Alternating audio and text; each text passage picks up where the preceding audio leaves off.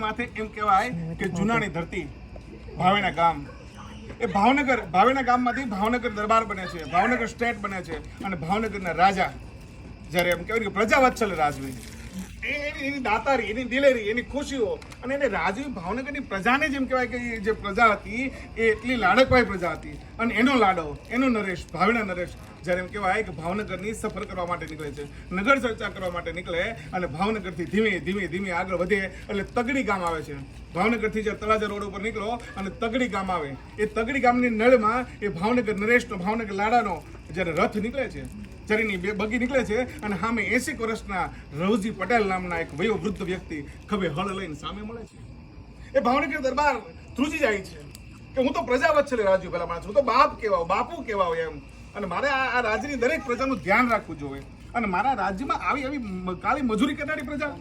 એટલે રથમાંથી ઉતરી જાય છે અને રવજી પટેલને હામો મળે છે કે કાં પટેલ દીકરા નથી? અને ત્યાં રવજી પટેલ એને જવાબ આપે છે કે દીકરા તો 4 હતા સાહેબ, પણ આ ખભે વળાવ્યા છે. 4 દીકરાને આ ખભે સ્મશાન યાત્રા સુધી પહોંચાડ્યા છે અને એટલા માટે આજે 80 વર્ષની ઉંમરે પણ મારે ખભે હળ લઈ અને ખેતીવાડી કરવી પડે છે, ખેતીનું કામ કરવું પડે છે, અન્ન પેદા કરવું પડે છે. જનાબ, ત્યારે એ માલિક એને વાત કરે છે કે એક કામ કરો,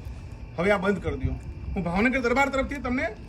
આપી દઉં છું, ધન જેટલું જોઈએ એટલું, અને જે પણ જોતું હોય એટલું આપી દઉં છું. ત્યારે કહે છે કે હું લઈશ નહીં. ભાવનગર દરબાર ત્યાંથી પાછા વળી જાય છે. એને ચેન પડતું નથી, કારણ કે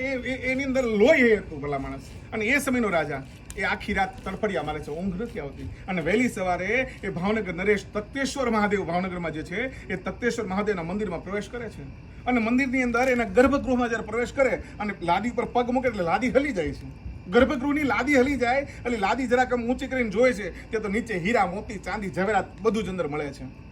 ભાવનગર નરેશ એ બધું લઈ લે છે, લઈને આવીને અંદર મૂકે છે અને ભાવનગરથી 2 સૈનિકોને મોકલે છે કે જાઓ રવજી પટેલને બોલાવો અને રવજી પટેલને કહેજો ભાવનગર નરેશ તમને યાદ કરે છે. બોલાવે છે, આવે છે, રવજી પટેલને કહે છે સૈનિકો, રવજી પટેલ ના પાડે છે કે હું નહીં આવી શકું. સૈનિકો પાછા આવે છે, ભાવનગર દરબાર એને ફરીવાર સંદેશો મોકલે છે કે કાં તો તમે અહીંયા આવો નકર આખો દરબાર તગડી આવે છે.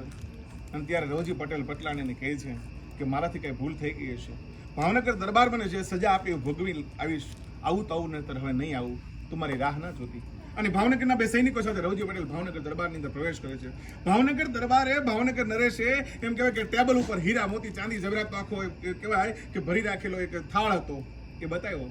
અને પૂરેપૂરા માન સન્માન સાથે રવજી પટેલને બેસાડે છે અને કહે છે કે તમે જ્યારે મને મળ્યા અને ત્યારથી તમારું દુઃખ મારા મગજમાં ભૂમતું હતું અને મને મહાદેવે, મને કાળિયા ઠાકરે આ કંઈક આપ્યું છે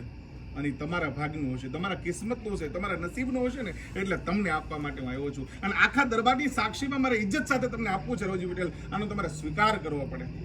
અને ત્યારે રવજી પટેલ ફરી એકવાર ઊંચા અવાજે એને વાત કરે છે કે બાપુ માફ કરજો, નાનો માણસ થઈને મોટી વાત થઈ જાય તો કે અમારા એટલે આખા હિન્દુસ્તાનની અંદર જ્યાં પણ હિન્દુસ્તાનના હિન્દુઓના મંદિરો બને છે ને ત્યાં મૂર્તિની નીચે જેનાથી જે પોગે ને એ આપવાનું હોય છે, પછી એની ઉપર મૂર્તિ મૂકવાની હોય છે અને પ્રાણ પ્રતિષ્ઠા પછી થાય છે કે એનાથી જેની જે યથાશક્તિ હોય એ પહેલા અંદર દાન કરીએ છીએ અને પછી મૂર્તિ મુકાય છે. એ ભાવનગર મહારાજની અંદર, ભાવનગર જે ભાવનાની અંદર એ તખ્તેશ્વર મહાદેવનું મંદિર જ્યારે બન્યું ને ત્યારે મારા બાપનો ચાંદીનો કોડો પણ એની અંદર નાખેલો છે. મારા બાપે એમાં કંઈક આપ્યું છે અને એ તો ધર્માદાનો પૈસો છે, ભલા મને દાનનો પૈસો છે, દાનનો પૈસો લઈ પટેલનો કહેવાય ભલા માણસ, એટલે હું લેવા તો નહીં આપું, મને સજા આપશો એ ભોગવીશ, પણ હું દાનનો પૈસો લેવાવાળો નથી. હજી 20 વર્ષ ખેતી કરી લઈશ, હજી 20 વર્ષ હળ હાકી લઈશ, પણ મારા લોહીની અંદર, મારા રગરગમાં સાહેબ પટેલનું કણબીનું બીજ લોહી છે, એટલે હું દાન તો લઈ ન શકું. એ ધર્માદાનો પૈસો છે, મને માફ કરજો. આ ખાનદાની આ જાગૃતતા એ સમયના સમાજમાં હતી, એ સમયના વ્યક્તિમાં હતી. બસ આ વાત હતી માતાજી.